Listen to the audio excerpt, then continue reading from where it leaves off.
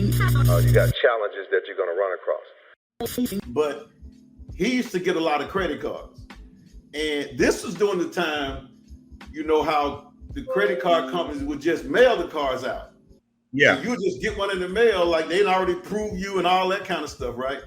So he had a connection through the post office. So he would get the cards. Let's say a card was being sent to me and I had a $10,000 limit. Somebody in the post office would get that card, open it up, go use it. And by the time I realized the card was sent, I got a bill in the mail for $5,000 because somebody had used that card. And I didn't know that's what he was doing, but I did know it was something because he got me a couple of cards and literally I did use them. And I found out later what had happened because one day I was in Neiman. It was a leather jacket. And I saw the lady press the red button and I'm thinking, wait a minute, let me get out of here before. So when I got out, I called her and I said, man, what is this? Like I didn't know, like I knew it was something, but I didn't know. So is it something similar to that or was it? Yeah, well, it was something similar to that because I wasn't the guy that handled the cards. I wasn't the guy that went to the bank or anything, you know, and that's why it was more of a conspiracy because I was pretty much connecting folks. You know, I was connecting folks that I knew that might work at the bank where they can get the cards and they can go to the bank, you know, and different things. Yeah. And so little stuff like that. But then I would still hang out with those cats. So we out wilding and we, you know, everywhere we gone, we wilding, you know, and I may not have had the card in hand all the time, but the thing is that I was still a part of that.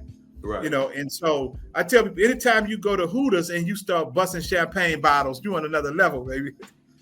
You know, so we in Hooters with 100 piece, you know, we in Hooters with 100 piece, about 3 or 4 of us with bottles of champagne and crab legs and everything else. But you know, we was getting everything though, man. And you know, like I say, I don't, you know, when you look at it at the time and you're in the moment, a lot of times you don't see fault in it. You think different. Oh yeah, you're young too. So, you're not, yeah. And so, you know, it's something that I learned from. It's something that I try to talk to young people about now that it ain't worth it.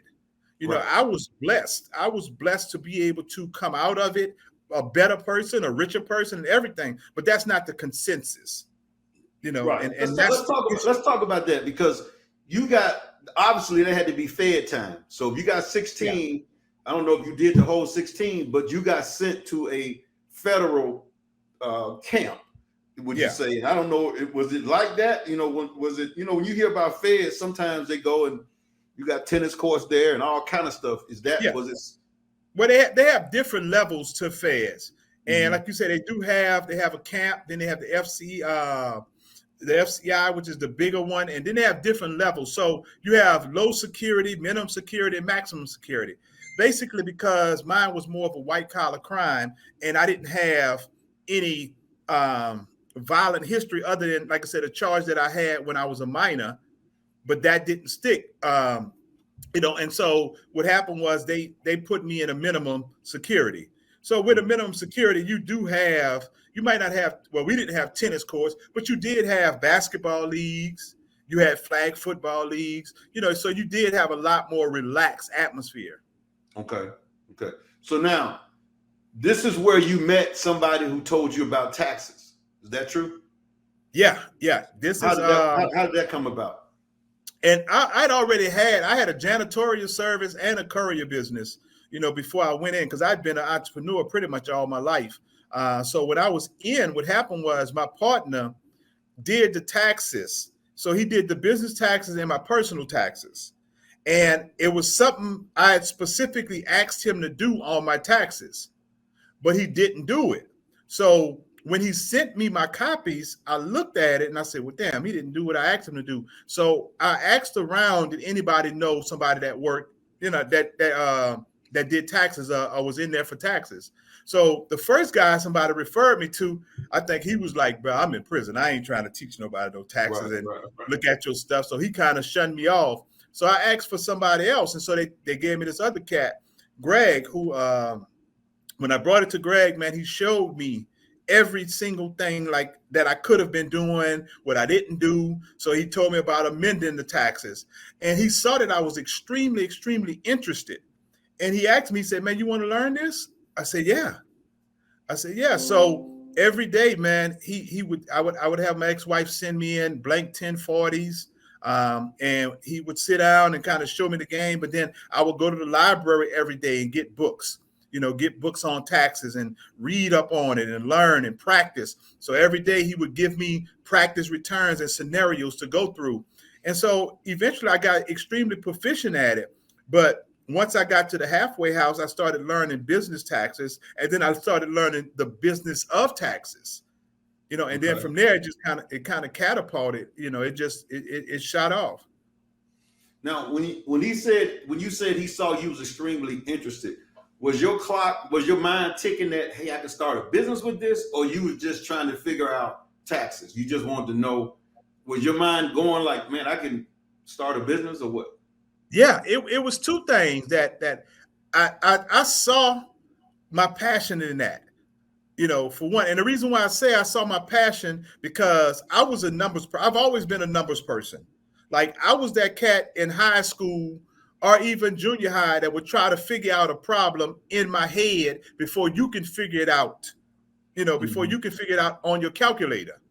So I always liked that concept of numbers. So back then, and I know, let me see, you what, 82, 83 years old, but back then they didn't have calculators.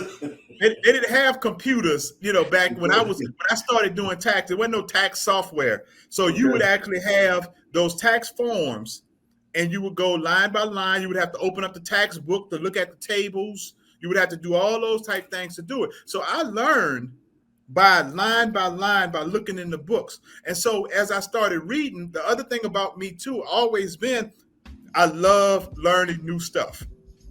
I love continuous learning. So from that standpoint, it was a continuous learning thing because taxes always change. It was always something new. So that kept me excited. It was about numbers. So it kept me excited. And then he started telling me like, bruh, if you learn to do taxes, you're going to become a god to people. He said, because whenever you can get people money or save people money, people are going to love you. And I was like, wow, so I started looking at it from a business standpoint. And just because I think the passion behind the joy of the learning and the numbers excited me so much to where I probably didn't even think business a whole lot. I consider it like doing people taxes for money now, but it wasn't that level. I think the passion behind it was the thing that really grabbed me. When I think about taxes, I think about kind of stock market investing and all that. It's almost like I think the government put together these forms to make them kind of confusing, that you don't want to learn it. Now, it's amazing that interests you, that your mind wanted to learn that, because if you talk to the average person, learning the stock market, learning taxes is like, man, that's just because they make it so confusing. Instead of just making a form, say, do this, do this, do that. It seems like, I know you probably say it is like that, but to most people, it's not. So, like when he told you that you're going to be a god to people, it's true, because I don't think most people ever want to learn it. They just want to give it to somebody and be done with it. You know what I'm saying? And I think that's intentional, because think about this. Do you feel like they should be talking about taxes? I'm not saying you're a business guy now, so you probably not. But I'm saying 6th, 7th grade, instead of talking about George Washington and Abe Lincoln, they should be saying, these are the numbers that you're going to have to do with taxes. Then in 9th grade, 10th grade. So then when you come out, but see, that's all against the defeat against the system now. You know what I'm saying? So what do you think about that? Make sure that you like and subscribe and hit the all button and all that kind of stuff, because we're going to have a lot of good interviews on this podcast.